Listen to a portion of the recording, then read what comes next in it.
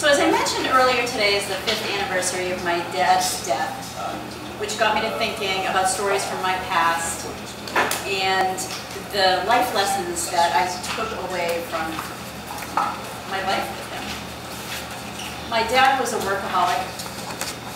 I remember him going to work before I went to school and coming home after I went to bed. He worked on Saturdays. Sometimes he even worked on Sundays.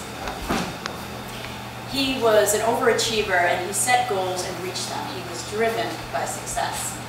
And as a result, I tried to emulate that and wanted to be that way. I wanted to be successful. But I was a creative kind of kid. And I was more inclined to be reading books or coloring or painting rather than setting goals and achieving them one after another.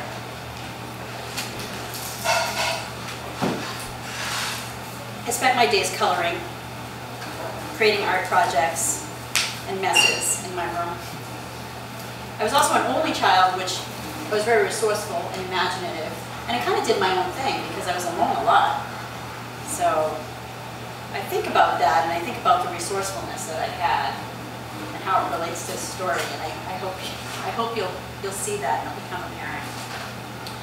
When I was about 9 or 10, we lived in a house that was in the suburbs of Massachusetts. And I had a very messy room. It was cluttered with all kinds of doodads and things.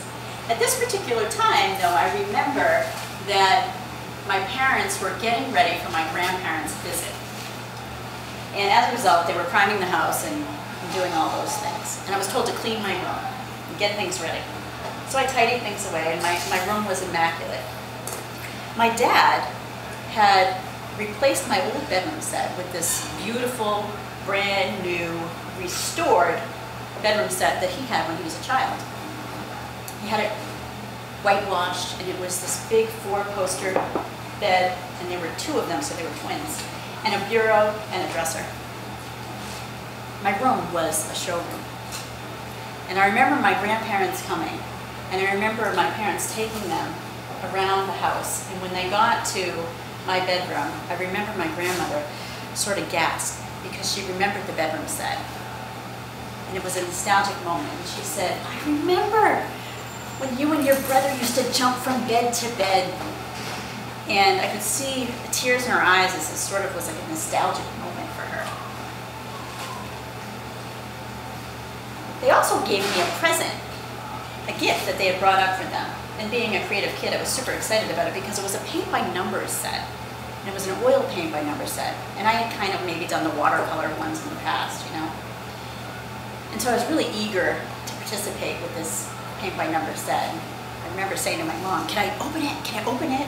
On the front were 2 beagles and some daisies. I could not wait to get my hands on this oil set.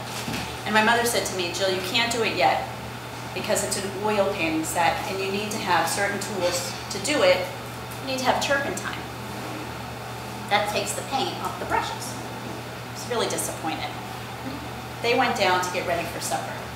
And in my imaginative and inquisitive mind and self-sufficientness, I decided that I really wanted to get moving on this painting set. So what I knew took off paint was nail polish remover. So as they set about going downstairs to have dinner, I went into the bathroom and I found the nail polish remover. I poured it into a cup, went back in my bedroom, started painting my little paint by numbers. Started with the daisies and got to the little eyes of the beagle. The next thing I remember, I was engrossed in my painting. The next thing I remember was my mom calling me, "Time for dinner!" Down I went. It was a wonderful time because my dad was present. He was actually there at dinner, which was a rare thing. He was jovial and friendly and fun. My grandparents were laughing. It was such a great experience. After dessert was over, I went back up to my room because in my mind, I wanted to present them with what I had done. I wanted to show them so they'd be impressed and happy with me. And that I would have this beautiful painting that I had been working on. When I went upstairs into the bedroom, I looked out on the right-hand side and I saw the cup. And the cup was distorted in a way. It was much different from what it was originally. And I put the cup, styrofoam cup, on top of the dresser. And I went over to touch the cup, and I used my fingers to sort of poke it. And the cup kind of disintegrated a little bit, and then I slid my fingers onto the top of the dresser, and I pulled my fingers up, and they were white. Took another look at the top of the dresser, and there were bubbles all on the newly refurbished dresser. The panic that I felt at that time was unknown to me. It was my very first memory of having a non-illness induced feeling of nausea. It waved over me. I literally thought I wanted to jump outside of the window. I wanted to die. I was 10. I couldn't imagine the disappointment that my father was going to have had to tell him this. I panicked. Tried to come up with some way that I could say that this had happened. You know, maybe somebody mysteriously came in through the window and smeared, paint remover on it. Got enough emotion up and went downstairs and got my mom to come up. And Mom, I got to show you something downstairs, you know, upstairs in the bedroom. She came up. And I'll never forget the look of horror on her face when she saw it. This bedroom set had just been delivered 2 days before. And my mother had spent hours making curtains and comforter to match. She said, "You're going to have to tell your dad, and you're going to have to do it now."